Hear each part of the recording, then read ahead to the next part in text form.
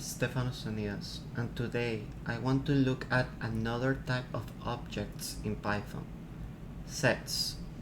But before we look at sets, let's look at what is a hashable object.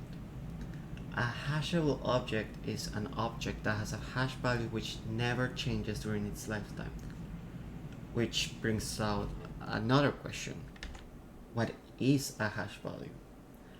A hash value refers to a numeric value that uniquely identifies data. So it's kind of like the idea of a piece of data.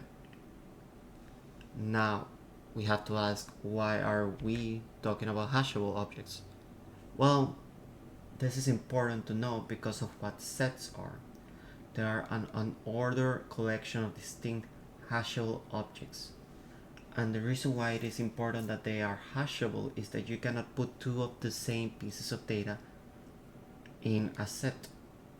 And the way it looks to see if it array has a piece of data is by using the hash value, which in turn makes the process faster because of reasons which might be a bit too difficult to explain right now. Anywho, it is still good to learn what a hashable object is because this is something that will come back later on. Sets in Python come in two flavors, sets and frozen sets. What makes them different is a property that we already talked about in previous videos. Sets are mutable and frozen sets are immutable.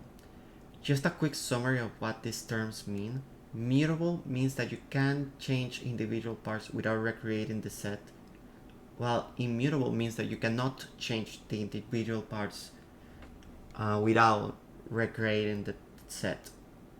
It also means that frozen sets themselves are hashable, while sets are not, since they are mutable. Now, there are several ways to create sets. Sets can be created using curly braces. If you want to create a set with multiple items, you would separate them with commas. Another way to create sets is using the set constructor, set parentheses, or set parentheses without iterable inside, which is the way to create a set, not a frozen set, because frozen sets have their own set constructor, which is frozen set parentheses or frozen set parentheses with an iterable in the middle. There's also a set comprehension. We talked about a similar concept when talking about lists, but once again, list comprehension, set comprehensions are more of a later topic. As such, I don't want to get into them. But yeah, this is what sets are in Python. Mueve la cintura y los